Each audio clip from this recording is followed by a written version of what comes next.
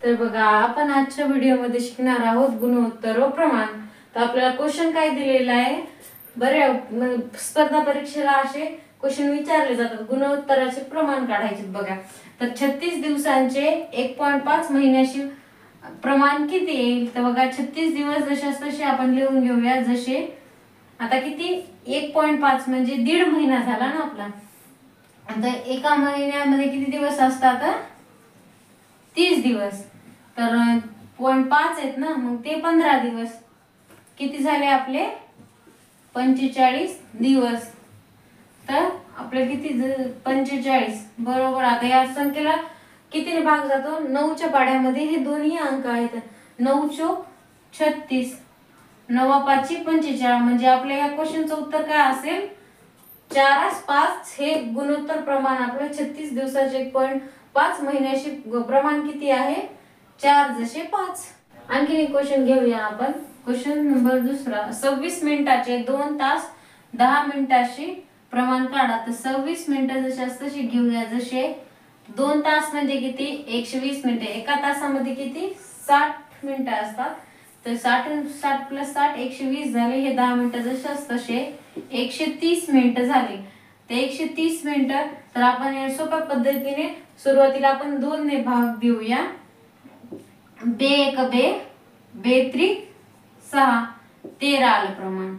तर बे 1 बे, बे सखम 12 1 उरला, बे 5 10 तर 13.65 आलं। तर याच्यात आणखीन कमी संख्यामध्ये आपल्याला रूपांतरण करायचं। 13 1 13, 13 5 65 म्हणजे आपलं गुणोत्तर प्रमाण हे काय आहे?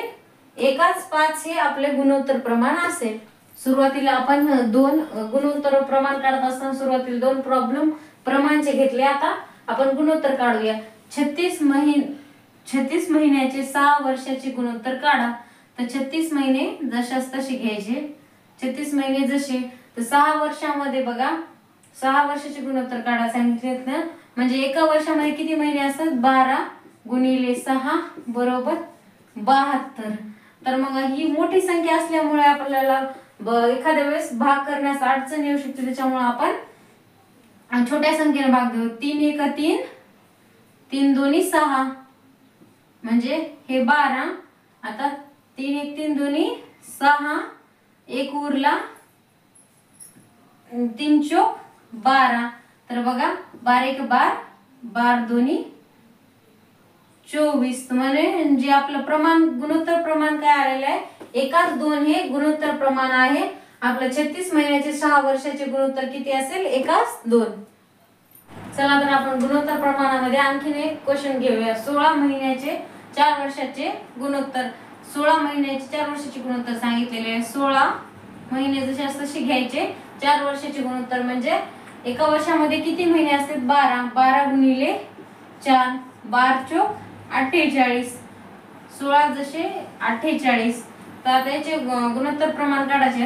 16 1 16, 16 3 48 म्हणजे ह्याचे गुणोत्तर किती आलेले आहे? 1:3 हे गुणोत्तर आलेले आहे।